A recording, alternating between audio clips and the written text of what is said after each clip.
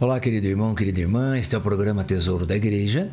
Eu, Luiz Carlos, juntamente com você, estamos aqui dando continuidade aos nossos estudos sobre o Catecismo da Igreja Católica. Nós estamos no terceiro parágrafo, que teve início no número 512 do Catecismo, né? Aquele número em negrito, que tem como título Os Mistérios da Vida de Cristo. Bom, vimos aqui que toda a vida de Cristo é um mistério, assim como tudo que ele faz também é um mistério, a igreja que ele institui é mistério, seus sacramentos são mistérios, seus dons são mistérios, sua salvação, né, através da sua paixão, morte e ressurreição, é um mistério muito profundo. Então, de modo que tudo que vem de Deus, de Cristo, é mistério. Então, a nossa igreja, ela é mistérica por excelência. Tudo dentro da igreja é mistério, nada se explica, nem humanamente, nem cientificamente, de modo algum, não se explica, porque é um mistério. Então, mistérios são coisas inexplicáveis. O que nós podemos e devemos fazer é estudar os mistérios, contemplar os mistérios, acreditar nos mistérios, mesmo sem entendê-los. Então, para isso, então, Deus nos dá o dom da fé. A fé que você tem, que eu tenho, então, é para acreditar, mesmo sem entender. Mas estudar nós podemos. Nós podemos nos aproximar do mistério. Então, nos aproximar, quer dizer, vamos supor que o mistério seja uma montanha muito alta, então nós chegamos no pezinho dele, no sopé da montanha. É isso que nós fazemos aqui com nossos estudos. Nós chegamos pertinho do mistério. Então, os mistérios da vida de Cristo, aqui o Catecismo divide em alguns traços. O primeiro traço que nós vimos é que toda a vida de Cristo é revelação do Pai. Está no 516. Depois, no 517, nós vimos que toda a vida de Cristo é mistério de redenção. Quer dizer, além de revelação, também é redenção. Hoje nós vamos entrar em um outro traço, no número 518, que diz: toda a vida de Cristo é mistério de recapitulação. Bem, o que é recapitulação? São Paulo fala isso, né? São Paulo fala que Deus recapitulou tudo em Cristo. O que é recapitular? É fazer de novo, é mais ou menos assim, num modo bem baixo de falar, é copiar, né? Copiar. Mas em Cristo não se copia, se recapitula. O que é recapitular? Então, é fazer de novo. Tudo é feito novamente em Cristo. Por isso que Cristo fala lá no Apocalipse, no final do Apocalipse, ele fala: eis que faço nova todas as coisas. E todas as coisas quer dizer o universo todo, o mundo todo, todas as pessoas, toda a criação. Tudo foi feito por ele, né? Você sabe disso. Tudo foi feito por Cristo, com Cristo e em Cristo. Por isso que o padre fala essa frase na Santa Missa: por Cristo, com Cristo e em Cristo. Quer dizer, tudo foi feito por ele, com ele e nele. Quer dizer, para dentro dele, né? Muito bem, então ele fez a primeira criação, que criou ali Adão e Eva e tudo mais. Mas aí Adão e Eva se perderam, fizeram más escolhas e contraíram o pecado original que estragou toda a criação de Deus. Principalmente o ser humano, que foi criado à imagem e semelhança de Deus. Então, estragou o ser humano. Então, em Jesus Cristo agora, que ele veio, se encarnou no seio da Virgem Maria, se fez homem, morreu na cruz, derramou o seu sangue, humano divino, não é? Porque humano porque sangue só tem humano, mas divino porque ele também é Deus. E ressuscitou. Bem, aí ele conseguiu então recriar tudo que ele havia criado antes e o demônio estragou. Então agora ele vai recriar. Então isso nós vamos ver aqui nessa palavra recapitular. Vamos lá. Toda a vida de Cristo é mistério de recapitulação. Tudo que Jesus fez, disse e sofreu tinha por meta restabelecer o homem caído na sua vocação primeira. Então, porque a nossa natureza ficou decaída por causa do pecado original. Então, nossa natureza ficou decaída. Quer dizer, nós perdemos a dignidade humana, nós perdemos a dignidade de ser filho de Deus, perdemos tudo, na verdade. Jesus vem nos devolver. Sabe aquela parábola do filho pródigo? Que ele tinha tudo na casa do pai, tinha dignidade, tinha nome, tinha honra, não é? Tinha os empregados que faziam todas as coisas. Então ele era filho, né, do patrão, puxa vida. Mas daí ele pegou a herança, pediu a herança, foi embora, gastou tudo. Ele perdeu toda a dignidade. Perdeu tudo que ele tinha. Ok? Então ele até se arrepende e volta dizendo para o pai dele que ele nem merece ser chamado mais de filho. Mas o pai manda colocar vestes novas, anel no dedo e sandália nos pés. Vestes novas, quer dizer, sou um homem novo. Anel no dedo, o que significa? Significa que pertence à família. Pertence à família. Volta a estar ligado com a família. E sandália nos pés, porque as pessoas que não usavam sandálias eram escravos. Mas ele era filho. Então, por isso, recebe a sandália. Mais ou menos isso que Jesus faz conosco. Então, aí através do batismo, não é? Do sacramento do batismo. Mas vamos aqui entender um pouquinho o que os santos padres falam, o que o catecismo ensina aqui para nós. Bem, então ele veio restabelecer o homem caído na sua vocação primeira. Veja, aquele filho pródigo, ele estava caído, ele ficou decaído.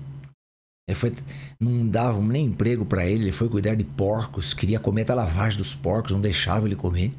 Então a natureza ficou decaída, assim como a nossa natureza. Por causa do pecado original, nossa natureza, o que tem dentro de nós, passou a amar, não a Deus mais, mas amar as coisas do mundo, as coisas do prazer, da carne, entende? Então nossa natureza ficou decaída, porque nós não buscamos mais a Deus, nem a santidade, nem nada. Nós queremos o que está no nosso coração. Aqui nós temos ciúmes, temos raiva, ódio, rancor, ressentimentos, temos inveja dos outros, queremos destruir os outros, queremos mentir, queremos roubar, queremos matar, enfim, tudo isso é natureza decaída. Mas Jesus veio restabelecer o ser humano. Não que ele tirou a natureza decaída, ele não tirou, mas ele veio dar condições para você superar, para eu e você, né, nós dois, superarmos toda a maldade que está em nós e buscarmos o amor, a misericórdia de Deus, amar as pessoas. Não mais fazer o mal às pessoas, mas amar as pessoas. Então, Jesus vem nos devolver a dignidade, a imagem e semelhança que nós tínhamos de Deus quando nós fomos criados. Mas vamos lá. Tem uma frase aqui, por exemplo, que é de Santo Irineu. Santo Irineu viveu bem no começo da igreja, no segundo século da igreja. Melhor, terceiro século da igreja. Ele vai morrer aí por volta do ano 200. No final do segundo século, começo do terceiro. Ele viveu aí bem no comecinho da igreja. Ele foi um apologeta. O que é um apologeta? É uma pessoa que defende a fé.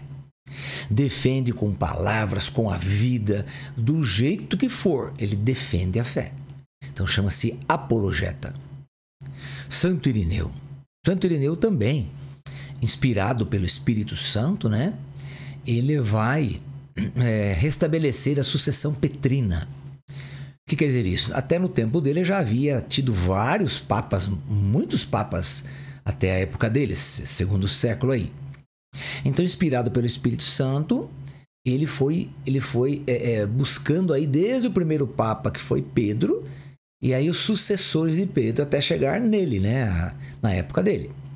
Então, chama-se sucessão petrina. Esses são os papas que vieram depois de Pedro.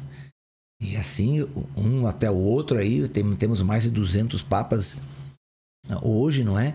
Então, mas nós sabemos todos eles. Por quê? Porque Santo Irineu começou isso. Entendeu? Então, é uma coisa bacana que ele fez aí também. O que ele diz? Santo Irineu, quer dizer, um grande teólogo da igreja, um homem de Deus fantástico. Quando ele se encarnou, que ele está falando de Jesus, né? Quando ele se encarnou e se fez homem, recapitulou em si mesmo a longa história dos homens. E, em resumo, nos proporcionou a salvação. De sorte que aquilo que havíamos perdido em Adão, isto é, sermos a imagem e semelhança de Deus, o recuperemos em Cristo Jesus. Então veja, o que nós perdemos lá, por causa do pecado de Adão e Eva, que a serpente foi enganá-los, eles acreditaram na serpente e não acreditaram em Deus. Então nossa imagem e semelhança ficou corrompida. Perdemos a imagem e semelhança de Deus. Agora, através de Cristo, esta imagem e semelhança é restabelecida em nós. Mas agora com um diferencial a mais, com uma coisa a mais. O que é? Antes nós éramos criaturas de Deus. Agora nós nos tornamos, pelo batismo, filho de Deus, irmãos de Jesus Cristo. Ok? Então, o nosso estado agora, nosso estado atual, é bem melhor do que o primeiro estado. Porque nos tornamos filhos de Deus. Essa frase dele aqui está no livro dele, Adversis Aireses. É um livro que ele escreveu e nós temos aqui na nossa coleção aqui desses homens de Deus aqui do período do período da patrística, né? Porque esse Santo Ireneu pertence à patrística. Patrísticas são os padres que ajudaram a formulação da nossa fé. Veja, querido irmão, querida irmã, já falei isso aqui várias vezes, mas não custa repetir. Sempre tem gente nova ouvindo. Então, a nossa doutrina católica, ela demorou para ser formulada. O que é ser formulada? Colocada em fórmulas dogmáticas, ela demorou 7 séculos. Ok? E também depois continuou, algumas fórmulas dogmáticas continuaram depois.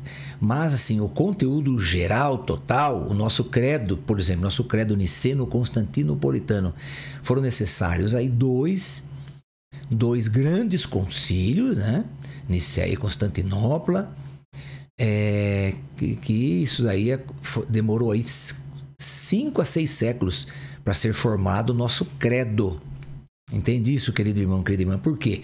Porque houveram muitas heresias na igreja, dentro da igreja, com as pessoas da igreja. Porque elas tentavam entender as coisas de Jesus e não conseguiam. Então elas começavam a pregar coisas que de repente estavam erradas. Muitos hereges diziam, não, Jesus não era verdadeiro Deus, era só homem. Outros diziam, não, ele era só homem, não era Deus. Outra heresia dizia, mas quando Jesus morreu na cruz, era uma morte aparente. Parece que ele era homem, que ele era Deus, mas não era. Parecia que era Jesus, mas não era Jesus. Então, quer dizer, houveram muitas heresias. Então se fez necessário o Espírito Santo trabalhar bastante aí com esses santos homens de Deus, santos apologetas, doutores da igreja, teólogos da igreja, para eles irem ajudando a própria igreja, claro, o próprio magistério da igreja, a colocar em fórmulas doutrinais, fórmulas pedagógicas, por que não dizer assim? Porque são fórmulas de ensino. Então, nossa catequese é um estudo pedagógico, claro que é. Das coisas de Deus, das coisas de Jesus, enfim, dos sacramentos, né? Tudo que existe na nossa doutrina. Então, esse período chamado período da patrística vai desde Jesus com as escolhas dos seus discípulos até entremeio do século VI ao VII. Então são muitos séculos de homens de Deus, mulheres de Deus, que vão aí pensando, refletindo, rezando e ajudando o magistério da igreja nos concílios a dogmatizarem fórmulas para nós. Por que a nossa igreja tem que ter dogmas? Por quê? Porque, como disse, tudo dentro da igreja é mistério. Então não se entende. Então é preciso ter dogmas, que é uma verdade de fé irrefutável. Quer dizer, ninguém pode ir contra um dogma católico, nem quem não é católico. Tá entendendo? Tem que ter respeito, porque a nossa doutrina é nossa. E se nós dogmatizamos algumas fórmulas, então nós temos que ter o respeito devido. Então, por exemplo, nós temos 43 dogmas na nossa igreja, referente a 8 assuntos diferentes. Maria, Jesus, o Pai, a criação, enfim. Não vamos aqui entrar nesses detalhes. Mas, então, todos esses dogmas eles são fórmulas doutrinais para você acreditar sem entender. Então, por exemplo, o dogma de Jesus, ele é verdadeiro Deus e verdadeiro homem. Ele morre na cruz como Deus e como homem. Mas como é que nós vamos entender isso? Tem duas pessoas em Jesus Cristo? Tem duas naturezas? Como é que é isso? Como que o nosso Deus morre na cruz? Sobre Maria. Maria ela é virgem antes, durante e depois do parto. Também não dá para entender. Então são dogmas que vão sendo colocados para nós acreditarmos sem entender, porque são mistérios. Mistérios não tem como entender. Como que, através do sacerdote ali, que tem um ministério sacerdotal dado por Deus, como é que aquele pãozinho que está ali, né? Aquele pãozinho que é água e farinha que está ali, se transforma no corpo, sangue, alma e divindade de nosso Senhor Jesus Cristo. Quer dizer, Deus está ali naquele pãozinho, está ali naquele vinho que foi colocado ali. Mas como isso é possível? Então, nós não entendemos essas coisas. Por isso que tem que ser colocadas em dogmas para nós acreditarmos mesmo sem entender. E adorar esses mistérios, além de acreditar, sim, sem entender, nós temos que adorar esses mistérios, contemplar, viver, sonhar com esses mistérios, trazer ao nosso coração esses mistérios e amar profundamente. Isso é uma pessoa de fé. Igual a você, igual a mim. Com certeza, não é? Mas vamos lá.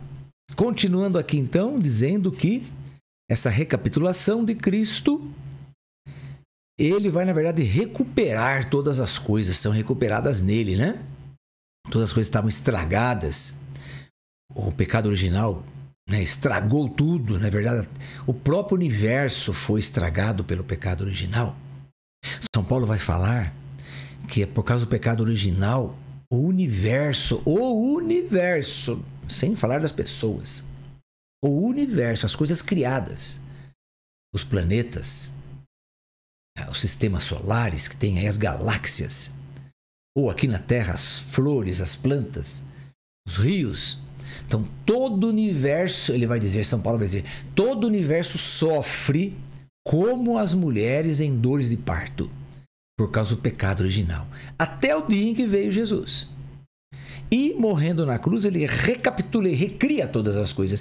Então ele recriou o universo. Mas o universo não é o mesmo? Eu fico olhando, é a mesma coisa. Sim, mas o universo tinha a mancha do pecado original, que agora não tem mais. É que nós não vemos porque é espiritual, não é verdade? Você não vê o pecado original andando por aí, porque é algo espiritual. Você não vê no seu batismo que você é mergulhado no sangue de Jesus.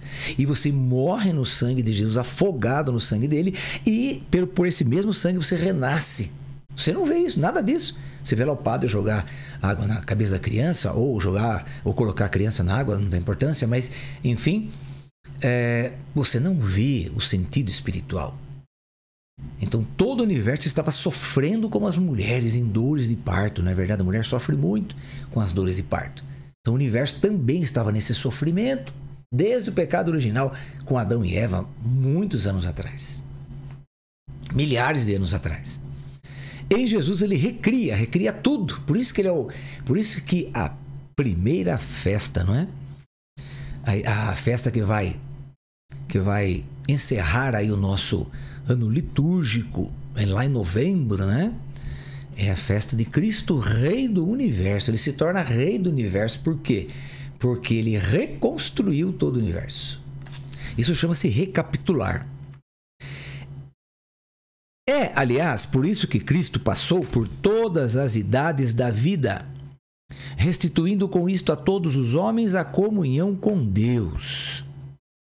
Então ele restituiu a nossa comunhão, que nós havíamos perdido a comunhão com Deus, não é? Aí no 519 vai dizer assim, nossa comunhão com os mistérios de Jesus. Bem, então entendemos o que é recapitulação. Antes de entrar aqui, vamos Apesar que isso aqui está falando aqui também ainda da recapitulação, mas vamos lá. Toda a riqueza de Cristo é destinada a cada homem e constitui o bem de cada um. Então, o que é o bem de cada um? O que você e eu nós podemos ter de riquezas? Alguns dias atrás, nós estudamos aí que Cristo era rico, se fez pobre e nos enriqueceu com a pobreza dele. Lembra, nós estudamos isso faz aí uns 5, 6 dias mais ou menos. Então ele era rico, se fez pobre e nos enriqueceu com sua pobreza. Então, o que é a riqueza de Cristo? A riqueza de Cristo é todo o céu que ele traz para nós. Todos os valores divinos. Por exemplo, o que é valor aqui no mundo? No mundo, o que é valor aqui? É dinheiro. Dinheiro é valor. Também aí eu estudei, me formei, é um valor. Eu tenho uma profissão, é um valor. Eu tenho bens materiais, são valores. Eu tenho riquezas aqui no mundo, são valores. Ok, valores do mundo. Esses valores não pertencem ao céu. Esses valores não servem para nós entrarmos no céu. Esses valores são valores mundanos, vão ficar aqui no mundo. Isso é o que faz o mundo, muito bem. Agora, o que faz o céu? O céu é feito do quê? De valores. Valores, como assim o mundo aqui é feito de valores também. Só que os valores daqui são valores fantasiosos, enganosos, né? Então, para eu subir numa empresa, muitas vezes eu tenho que pisar no pé da outra, tenho que destruir outra pessoa, falar mal, eu tenho que manter orgulho, arrogância, prepotência, etc. Eu tenho que, às vezes, usar de corrupção. Então, são valores do mundo, que vem a mentira, que vem a humilhação, humilhar o outro, pisar no outro, falar mal do outro, destruir o outro. Então, são valores do mundo. Agora, o que são valores do céu? Que são valores eternos. São valores divinos. O amor é o primeiro deles. O amor. Deus é amor. Então, o Pai é amor, o Filho é amor, o Espírito Santo é amor. Se nós somos filhos de Deus, nós temos que amar.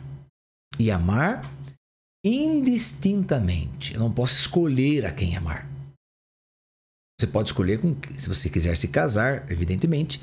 Você vai escolher aí a sua parceira do seu casamento, se você é homem, se é mulher, escolher o seu marido, enfim. Ok. Mas amar não. Amar você tem que amar a todas as pessoas, seja elas quem forem. Esse é o primeiro valor do reino de Deus. Para entrar no reino de Deus, só entra amando, só amando. Você não pode ter ódio, guardar mágoas, rancor, ressentimentos, nada, vingança, nada disso, nada disso. Você tem que perdoar as pessoas que te ofenderam, te humilharam, pisaram em você, fizeram mal para você, quase que destruíram você totalmente. Então, amar essas pessoas, rezar por elas, abençoar essas pessoas. Veja, são valores que você fala, nossa, mas como é possível isso? Então, porque o mundo não ensina isso. Os valores do mundo são exatamente o oposto disso, o contrário. São antagônicos a isso.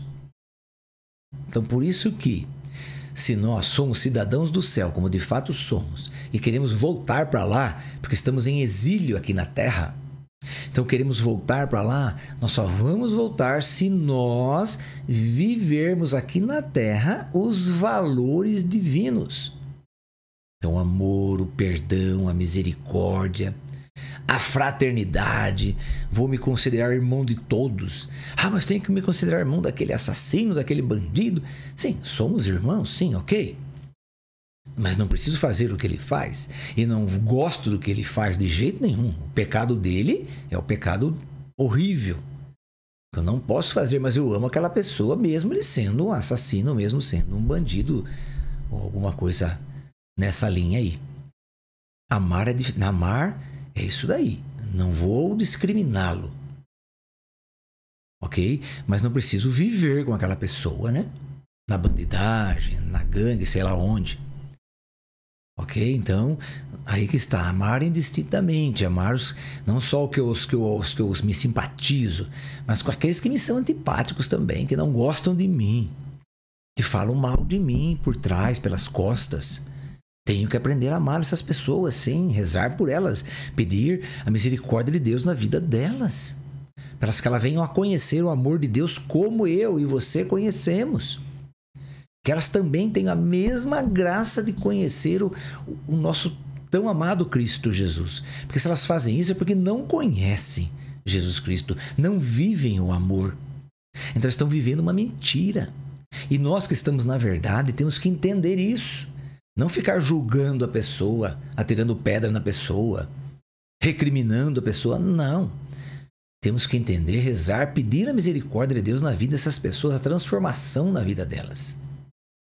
Isso sim temos que fazer. Então essa é a riqueza de Cristo. Toda a riqueza de Cristo é destinada a cada homem, homem aqui sentido gênero humano, e constitui o bem de cada um. Cristo não viveu a sua vida para si mesmo, mas para nós. Desde a sua encarnação, por nós homens e pela nossa salvação, até a sua morte, por nossos pecados. Morreu por nossos pecados. Então ele viveu por nós, viveu a vida dele, ele viveu para nós, por nós. É isso. E a ressurreição para a nossa justificação, como nós estudamos até nosso último programa, justificação. Ainda agora, ele é o nosso advogado junto do Pai. Ele está lá, nos defendendo para o Pai. Temos um advogado aqui na terra, que é o Espírito Santo. Mas lá no céu temos o Filho, que foi para junto do Pai, para a direita do Pai, para interceder por nós. O que é interceder? Advogar em nossa causa. Isso é interceder. Estando sempre vivo para interceder a nosso favor. Olha como está em Hebreus 7:25. Contudo, que viveu e sofreu por nós uma vez por todas, ele permanece presente para sempre diante da face de Deus a nosso favor. Hebreus 9:24. Ele é o sacerdote supremo. Ele é sacerdote supremo. Então, ele está diante do Pai, nos representando, falando de nós para ele, intercedendo por nós. Então, essa aí é uma riqueza de Cristo para nós, né? Esse está escrito no 519. Daí amanhã nós vamos entrar então no 520. Que Jesus vai dizer, aqui o catecismo vai dizer que Jesus é modelo para nós. Essa parte é muito importante também. Nós vamos deixar então para o nosso próximo programa. Vamos pedir à Virgem Maria que nos ajude nesses estudos, que nos ajude na nossa vida de fé e de compreensão e de amor para com todos. Ave Maria, cheia de graça, o Senhor é convosco. Bendita sois vós entre as mulheres e bendito é o fruto do vosso ventre, Jesus. Santa Maria, Mãe de Deus, rogai por nós, pecadores, agora e na hora de nossa morte. Amém. Que o Senhor nos abençoe em nome do Pai, do Filho e do Espírito Santo. Amém. E até o nosso próximo programa, se Deus quiser.